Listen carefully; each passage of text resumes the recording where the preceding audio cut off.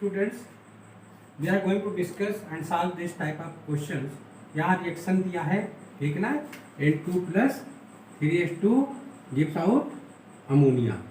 तो इसमें हमें वेग निकालना है N2H2 और NH3 के सापेक्ष वेग व्यक्त करना।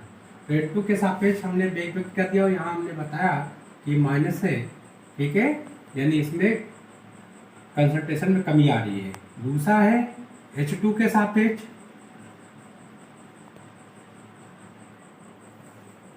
जो वेग है that is going to equal -1/3 multiply by D under bracket H2/dt। और NH3 के सापेक्ष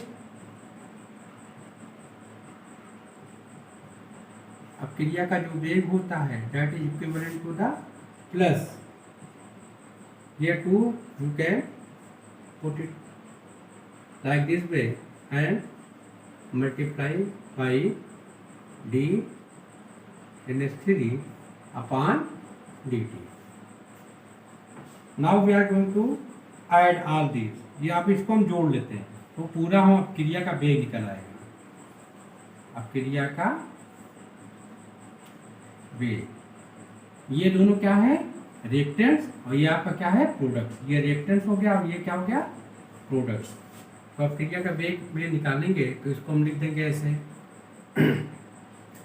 D N2/dt equal to -1/3 multiply by D H2/dt equal to plus half D NH3/dt। ध्यान रखिएगा कि जो ब्रैकेट में है ऐसे तो ये अभिकारक है, लेकिन अगर ये ब्रैकेट में आ जाए तो ये इसको कहते हैं मोलर सांद्रता। ये जो बड़ा ब्रैकेट लग गया ये इसके मोलर कंसंट्रेशन को दर्शाता है। एक चीज और डिस्कस कर लें कि रेट ऑफ रिएक्शन जो है वो आयनिक रिएक्शन में सबसे तीव्र गति से होता है, मापा नहीं जा सकता है। रेडॉक्स में आयनिक की तुलना में कम और सबसे कम किस में होता है, सब्स्टिट्यूशन रिएक्शन में। और यहाँ पे देखिए भौतिक अवस्था में यहाँ सबसे पहले गैसेस फॉर्म में रेट ऑफ रिएक्शन अधिक होगा, उससे कम किस में होगा लिक्विड स्टेट में, और सबसे कम किस में होता है सॉलिड स्टेट में, ठीक है। तो इस प्रकार हमने जो है वेग का निर्धारण यहाँ पर, अब क्रिया का वेग का निर्धारण कैसे करते हैं यहाँ पर हम लोगों ने इसको कर दिया है, ठीक है।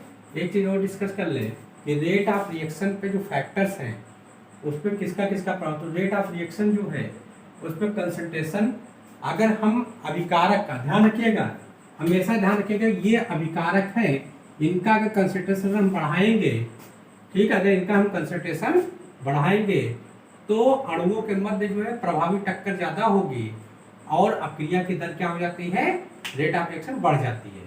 दूसरा सिस्टम देखिए, अगर हम टेम्परेचर बढ़ाएंगे तब भी प्रभावी टक्करों की जो संख्या है वो बढ़ जाती है और जो रेट ऑफ रिएक्शन वो बढ़ जाता है। अभी मैंने आपको घोल के दिखाया था, चीनी हल्की घुल लेते लेकिन पानी गर्म करे तो चीनी बहुत जल्दी घुल जाती है। तीसरा सिस्टम है कि रेट ऑफ रिएक्शन जैसे ही कैटालिस्ट हम इसमें जानते हैं तो कैटालिस्ट क्या करते हैं, यानी उत्प्रेरक क्या करता है कि इन अभिकारकों की संपीड़न ऊर्जा को कम कर देता है, प्रभावी टक्कर बढ़ जाती है और बहुत जल्दी जो है रेट ऑफ रिएक्शन बढ़ जाता है। फिर देखिए रेट ऑफ रिएक्शन जब हम किसी वस्तु का किसी जो है हम अभिकारक को एरिया बढ़ा देते हैं तो रेट ऑफ रिएक्शन बढ़ जाता है। एग्जाम्पल जैसे मान लीजिए, तो यहाँ रेट ऑफ रिएक्शन हमने बताया कि जैसे ही हम अभिकारक के एरिया को बढ़ा देते हैं तो प्रभावी टक्कर ज़्यादा हो जाती है, ठीक है, और बहुत जल्दी रेट ऑफ रिएक्शन बढ़ जाता है। जैसे मान लीजिए कि हम एक एग्जांपल लेते हैं कि एक खड़ा नमक ले लेते हैं, खड़ा नमक का एक ढेला ले लेते हैं, उसको अगर पानी में घोलते हैं तो बहुत देर लगता है, लेकिन अगर उसको पीस लेते हैं नमक को और जैसे ही पानी में घोलते हैं तत्काल वो घुल जाता है, ठीक है ना। तो रेट ऑफ रिएक्शन बढ़ जाता है एरिया बढ़ाने पर। फिर देखिए लास्ट में अगर रेट ऑफ रिएक्शन को बढ़ाना है तो अभिकारक पर जैसे हमने इस पे प्रेशर लगाया, ठीक है, रेट ऑफ रिएक्शन बढ़ जाए। Students, we are going to discuss and solve this type of questions. यहाँ रिएक्शन दिया है, ठीक ना, N2 plus 3H2 gives out ammonia. तो इसमें हमें वेग निकालना है N2H2 और NH3 के सापेक्ष वेग व्यक्त करना। तो N2 के सापेक्ष हमने वेग व्यक्त कर दिया और यहाँ हमने बताया कि माइनस है, ठीक है, यानी इसमें कंसंट्रेशन में कमी आ रही है। दूसरा है H2 के सापेक्ष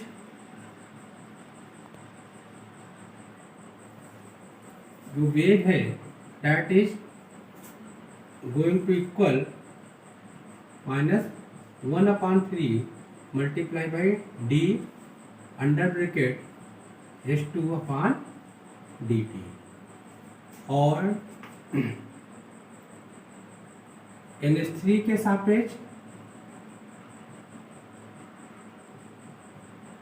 अपक्रिया का जो वेग होता है that is equivalent to the plus, here too you can put it like this way and multiply by d NH3 upon dt.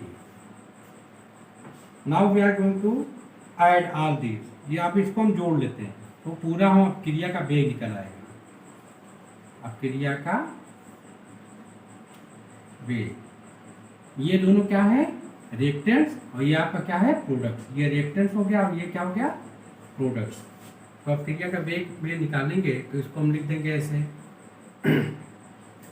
D N2/dt equal to -1/3 multiply by D H2/dt equal to plus half D NH3/dt।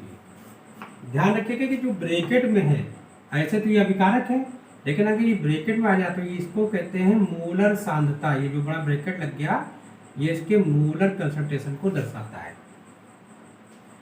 एक चीज और discuss करने की, rate of reaction जो है वो आयनिक reaction में सबसे तीव्र गति से होता है, मापा नहीं जा सकता है।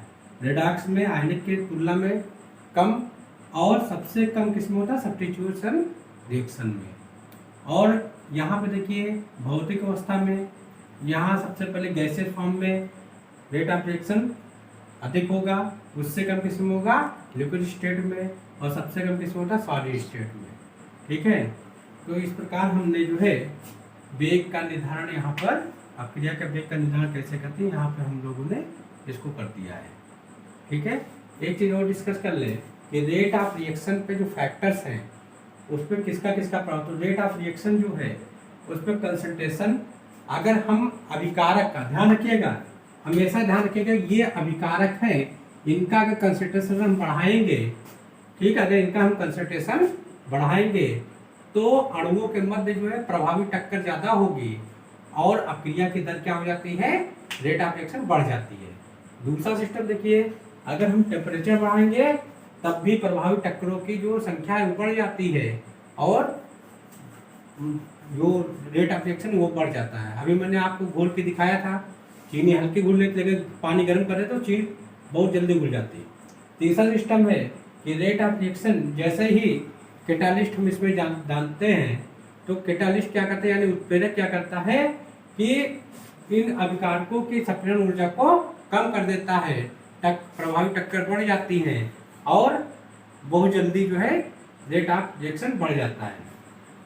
फिर देखिए रेट ऑफ रिएक्शन जब हम किसी वस्तु का किसी जो है हम अगर किसी जो है हम अभिकारक को एरिया बढ़ा देते हैं तो रेट ऑफ रिएक्शन बढ़ जाता है। एग्जाम्पल जैसे मान लीजिए, तो यहाँ रेट ऑफ रिएक्शन हमने बताया कि जैसे ही हम अभिकारक के एरिया को बढ़ा देते हैं तो प्रभावी टक्कर ज़्यादा हो जाती है, ठीक है, और बहुत जल्दी रेट ऑफ रिएक्शन बढ़ जाता है। जैसे मान लीजिए कि हम एक एग्जांपल लेते हैं कि एक खड़ा नमक ले लेते हैं, खड़ा नमक का एक घेरा ले लेते हैं, उसको अगर पानी में घोलते हैं तो बहुत देर लगता है, लेकिन अगर उसको पीस लेते हैं नमक को और जैसे ही पानी में घोलते हैं तत्काल वो घुल जाता है।